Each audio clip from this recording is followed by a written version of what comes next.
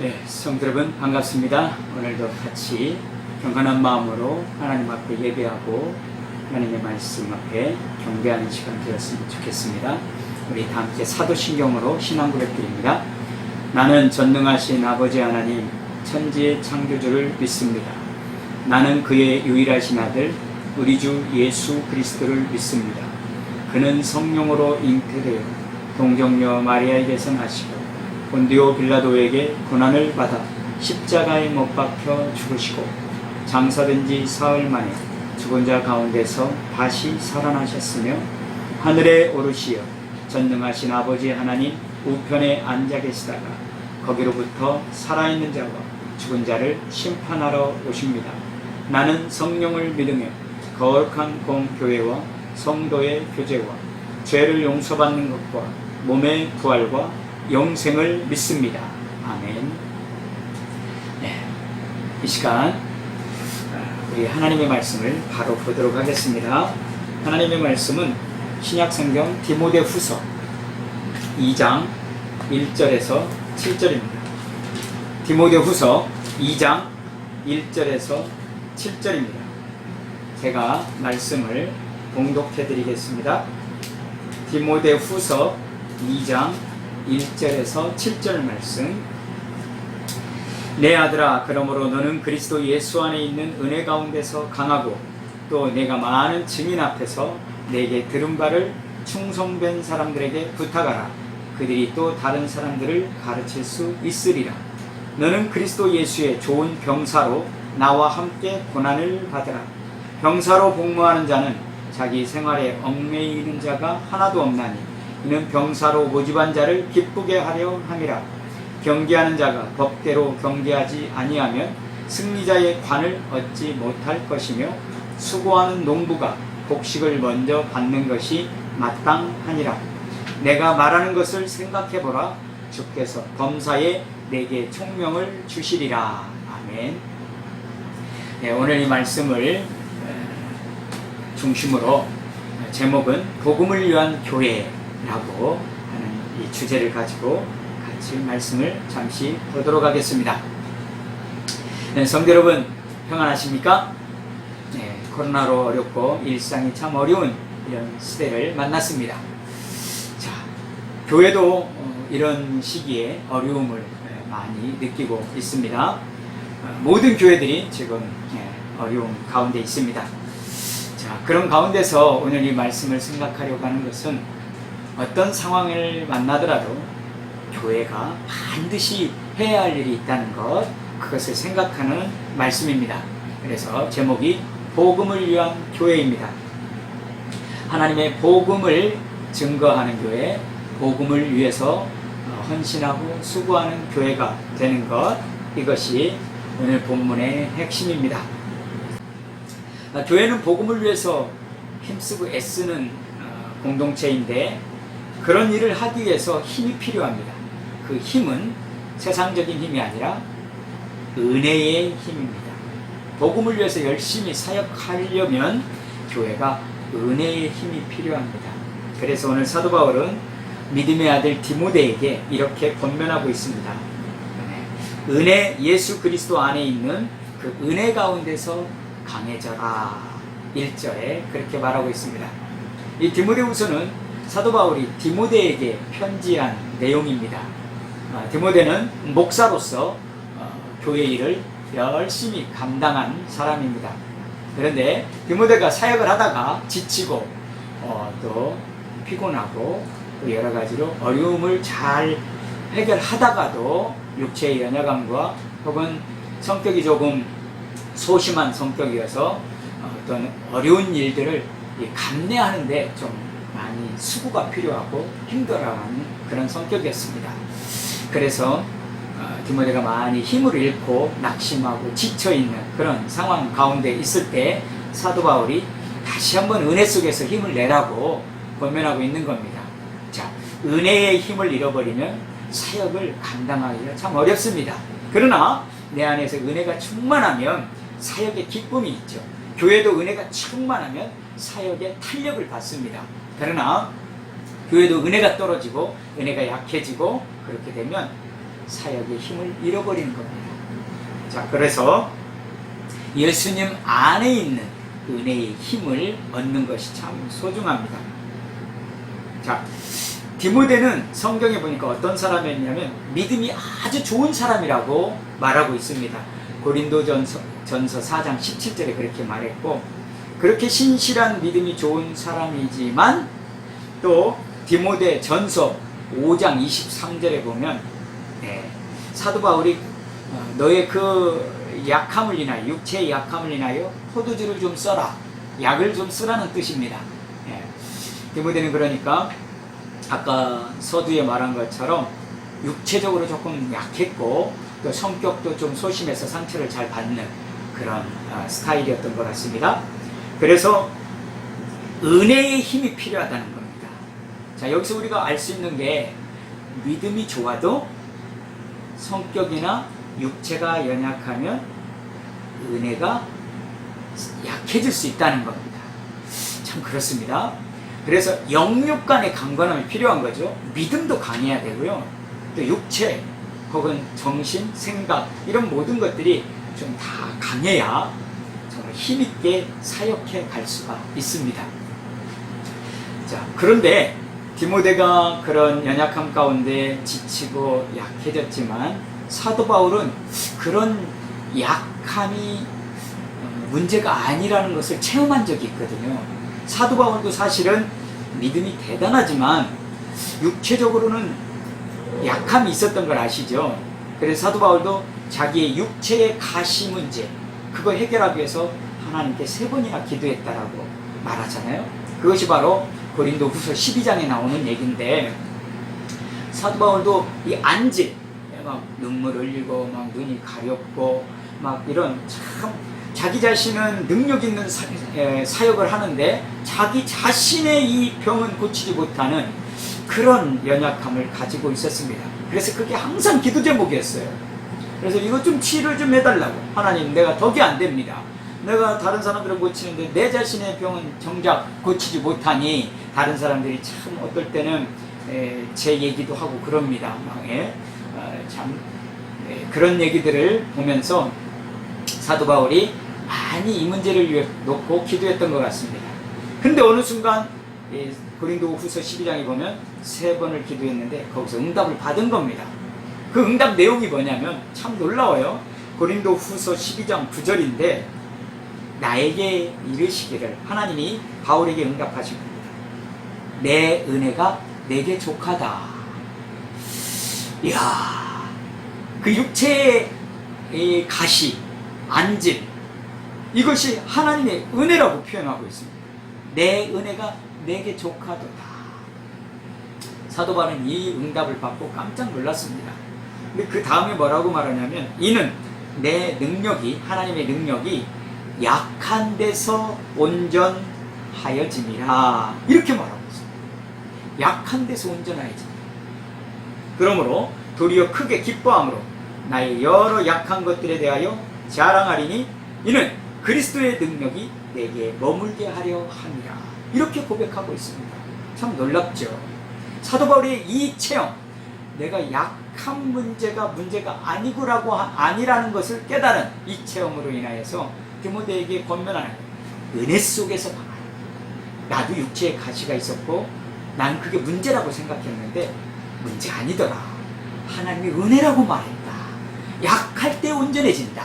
약할 때 강하다. 이렇게 말하고 있다. 디모데요, 힘내라. 은혜 속에서, 우리 주님이 주시는 은혜 속에서 강해져라. 이렇게 말하고 있는 겁니다. 성도 여러분, 우리의 약함이 문제가 아닙니다. 우리의 부족함이 문제가 아닙니다. 우리 주님이 그걸 은혜라고 말할 수 있다는 겁니다. 그래서 그 은혜가 우리에게 족하게 된다면 우리는 은혜 속에서 강한 삶을 살 수 있고 복음을 위해서 일할 힘을 낼 수 있는 겁니다. 사람들은, 또 성도들도 마찬가지고, 뭔가 문제가 있으면 사역을 잘 못합니다. 그 문제가 해결되면 해야지. 그 문제가 없어지면 해야지. 건강 생기면 해야지. 내가 좀 먹고 살만하면 해야지. 뭐 문제가 해결되면 해야지. 그러다 보면 평생 못할 수가 있습니다. 왜냐하면 문제가 없는 때가 없거든요. 어려움이 한시라도 없는 때가 없습니다. 그러므로 우리는 주님의 은혜 속에서 강해져야 됩니다. 그 모든 것이 하나님의 은혜 안에 있다는 것을 깨달으면서 오늘 사도 바울이 은혜 속에서 강하라. 이것은 목적이 뭐냐면 힘내서 사역을 중단하지 말고 열심히 감당하라는 겁니다. 그러므로 사랑하는 성도 여러분, 어떤 어려움도 우리에게 우리의 사역에 복음을 위한 일에 문제가 될 수가 없습니다. 교회는 어떤 형편을 만나도 이 복음을 위해서 일하는 것, 은혜 속에서 강해져야만 합니다. 그러므로 하나님이 주신 이 복음의 능력을 잘 감당하기 위해서 늘 문제의식보다는 은혜의식을 가지고 살아가면 우리가 복음을 위해서 잘 감당하는 교회가 될 줄로 믿습니다. 두 번째는 오늘 본문을 읽어보니까 복음을 위한 좋은 일꾼 세 모습이 나옵니다. 그게 바로 3절부터 6절까지 나오는데, 첫째는 병사와 같은 일꾼, 두 번째는 경기자와 같은 일꾼, 세 번째는 농부와 같은 일꾼. 이런 일꾼들이 교회에 많으면 참으로 복음을 위해서 열심히 일하는 좋은 교회가 되는 것입니다. 우리 교회가 이런 좋은 일꾼들이 많아지면 하나님 나라를 위해서, 복음을 위해서 크게 쓰임받는 교회가 될 것입니다. 우리 교회는 우리 성도님들의 그런 사역이 필요합니다. 자, 그러면 3절에 병사와 같은 일꾼이 뭐라고 되어 있습니까? 병사의 목적은 모집한 자를 기쁘게 하려 함이라 라고 4절에 말하고 있습니다. 모집한 자의 기쁨을 위하여, 그러니까 상관의 기쁨을 위하여 병사들은 열심히 수고한다는 겁니다. 자기의 맡겨준 임무, 저희 큰아들이 군대 갔잖아요. 지금 제주도로 훈련을 갔습니다. 자기에게 맡겨진 보직이 있어요. 예.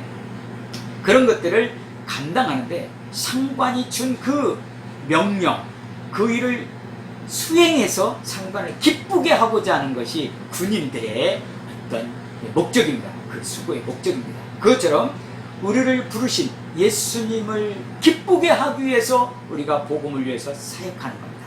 병사처럼, 군인처럼. 그러므로 우리는 주님의 기쁨이 무엇인가를 먼저 아는 것이 중요하고, 그 주님의 기쁨을 위해서 최선을 다하는 병사 같은 일꾼이 되어야 합니다. 자, 한 가지만 얘기하면 주님이 기뻐하시는 건 뭐냐면 전도입니다. 한 영혼 구원하는 것이 주님이 가장 기뻐하는 일입니다. 제가 말씀 하나 읽어드리겠습니다. 누가복음 15장 7절인데요. 내가 너희에게 이르노니 이와 같이 죄인 한 사람이 회개하면 하늘에서는 회개할 것 없는 의인 99으로 말미암아 기뻐하는 것보다 더하리라.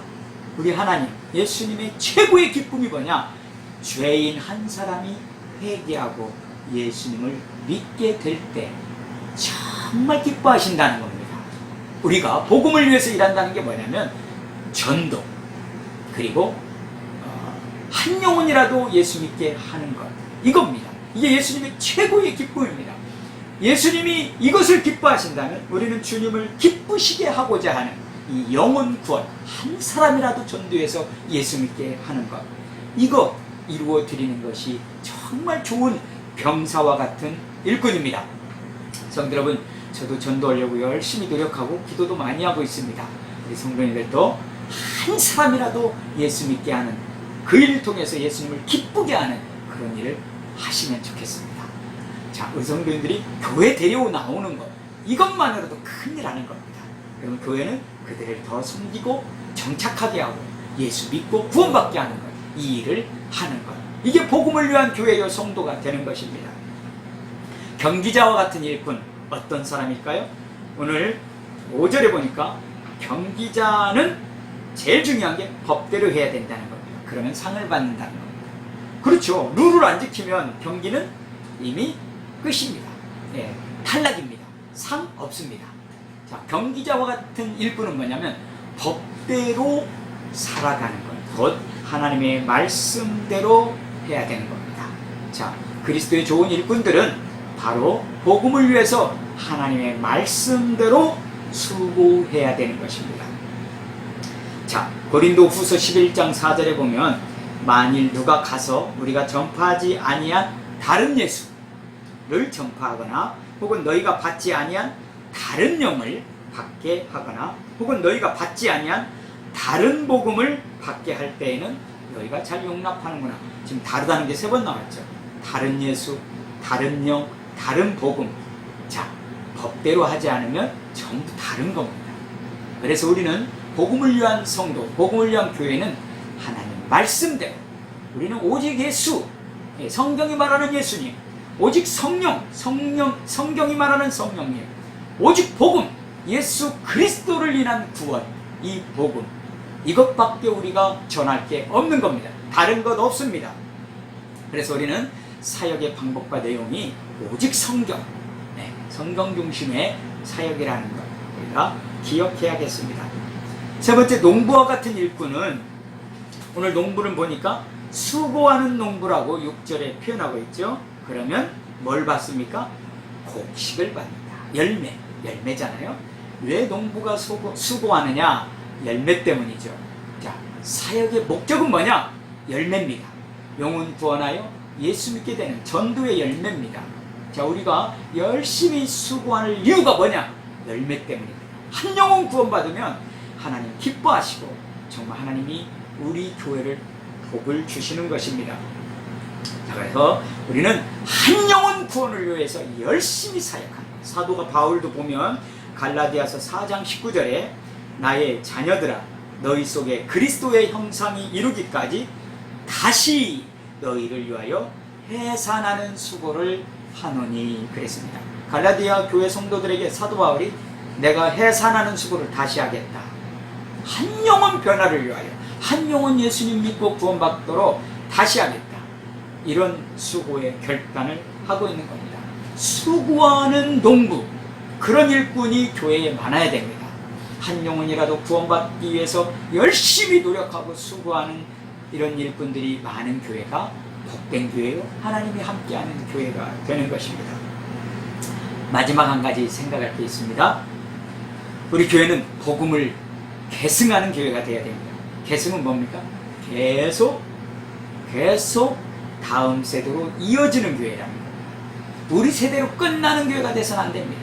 이 복음이 우리 다음 세대, 우리의 자녀들, 또 그 다음 자녀들 계속 이어지는, 계승되는 교회가 되어야 하는 것입니다. 자, 오늘 2절에 보니까 또 내가 많은 증인 앞에서 내게 들은 바를 충성된 사람들에게 부탁하라. 부탁하라는 가르치라는 뜻입니다.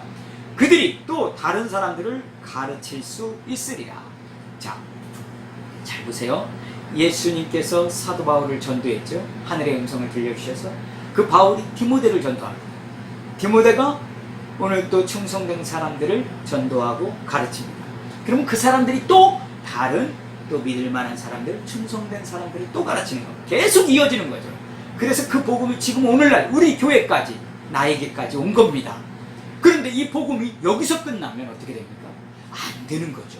이 복음이 우리의 다음 세대, 또 우리의 자녀들, 또 자자손손에게까지 계속 계승이 되어야 됩니다.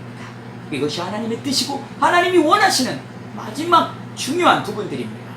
그러므로 우리 교회가 복음이 계승되는 교회가 되어야만 하나님 나라가 확장되고 하나님이 기뻐하시는 일들이 계속 많아지는 겁니다.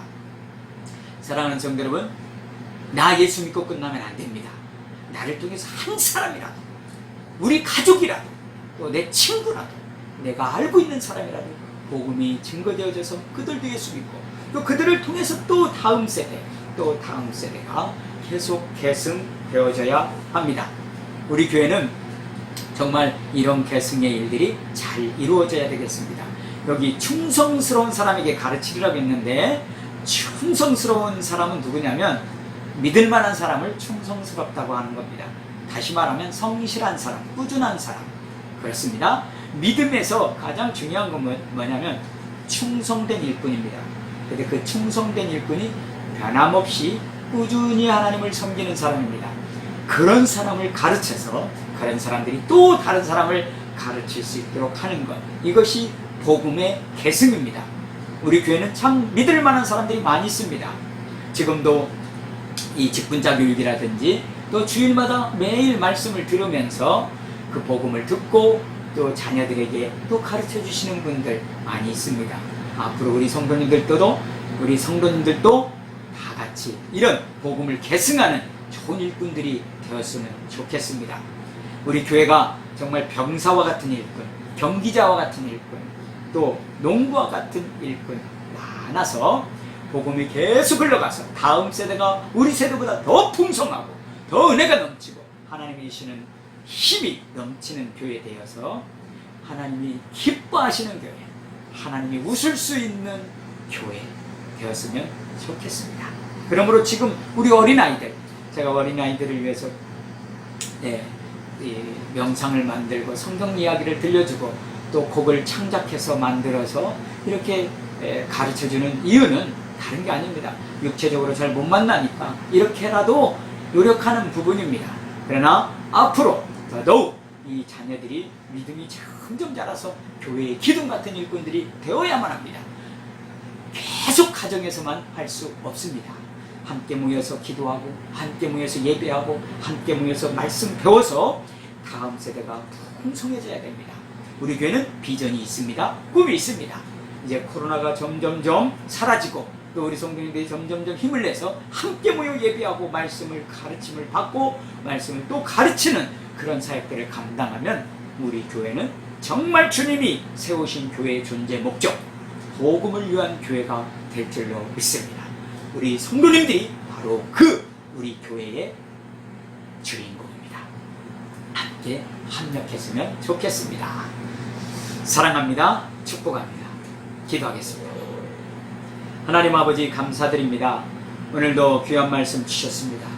우리 교회 다음 세대와 앞으로의 이제 후세대가 더욱더 풍성하고 복음을 위해서 애쓰는 교회가 되기를 원합니다. 하나님 역사해 주시고 은혜 베풀어 주시고 우리 교회 한없는 주의 은혜를 통해서 아버지 많은 사람들이 구원받고 그리고 복음을 통해서 하나님 나라가 확장되고 우리 하나님 기뻐하는 아름다운 교회 되게 하여 주시옵소서. 우리 성도님들을 보호하시고 지키시고 은혜 베풀어 주시며 평강 주시옵소서. 예수님의 이름으로 간절히 기도드립니다. 아멘. 교회 소식 몇 가지 알려드립니다. 요즘 우리 주일 오후 예배는 2시 반에 드리고 있고요. 그리고 성경 필사 누가복음 기억해 주시고요. 장로 계속 교육이 28일, 29일에 있고요. 임신호회가 8월 20일 목요일날 성덕교회에서 있습니다. 성도 여러분, 코로나 소멸을 위해서 계속 기도해 주시고요. 그래서 우리 모든 성도들 다 회복돼서 함께 예배할 수 있도록 기도 많이 해주시기 바랍니다.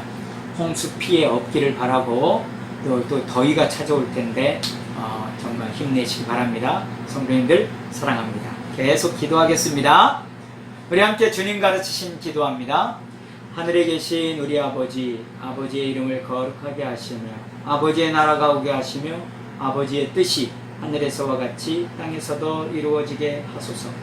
오늘 우리에게 일용할 양식을 주시고 우리가 우리에게 잘못한 사람을 용서하여 준 것 같이 우리 죄를 용서하여 주시고 우리를 시험에 빠지지 않게 하시고 악에서 구하소서. 나라와 권능과 영광이 영원히 아버지의 것입니다. 아멘. 감사합니다. 승리하십시오.